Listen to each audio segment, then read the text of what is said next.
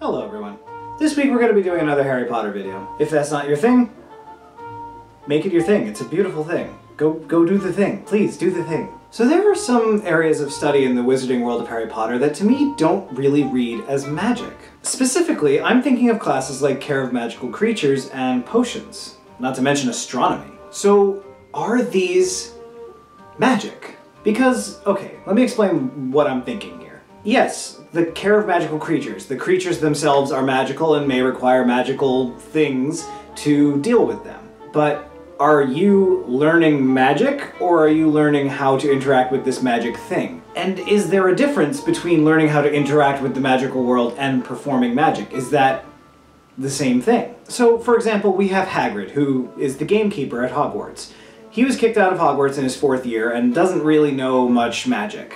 More importantly, he's not legally permitted to actually perform it, although we do see instances of him doing so. He does not generally need to use magic to care for these creatures. That is a perfectly fine job for a squib to have. Even though Hagrid's not a squib, he is effectively a squib in that society. And this sort of gets into this whole notion of like, which people are and are not allowed to be in the wizarding world. Because like, Hermione's parents being in Diagon Alley, where's the statute of international secrecy there? Well, what is that? Are they allowed because they birthed a witch? Is that how that works? I don't know. And regarding squibs, it must be rather torturous for them to be so close to the world that they want to be a part of and not able to be a part of it. So, is this really something that a wizard needs to study, and should it be classified as magical education?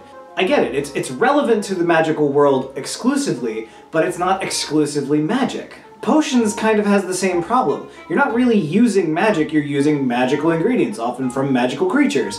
And yes, it is related to magic, but it is not in itself magic. The effects are magic, and they're born out of magical properties of other ingredients when combined together, and there's a whole theory and philosophy behind it. But is it magic?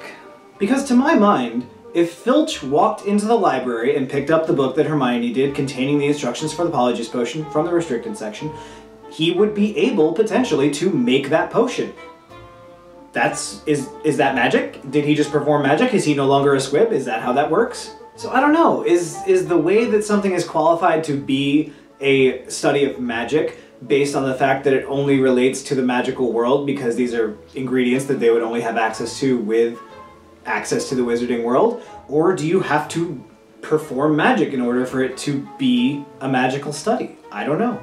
Astronomy is a muggle science as well. We study the movements of the stars and planets and all those kinds of astrological phenomena, and it's not magic to us, it's science. And I'm not going to get into the whole metaphysical debate over when science becomes magic and interchangeable, and we're not doing that. That's another video. But I guess what I'm trying to say is that just because something exists only in the magical world and requires magical related items to be involved in it doesn't necessarily make it magic. So what are your thoughts? Tell me in the comments. I don't normally ask for comments, but I genuinely don't know how to answer this question. So let me know what you think. And thank you for stopping by. I'll be back again next week with another video that I hope you find interesting. Until then, stay curious and reread Harry Potter. It's amazing. I don't know what you're doing with your life.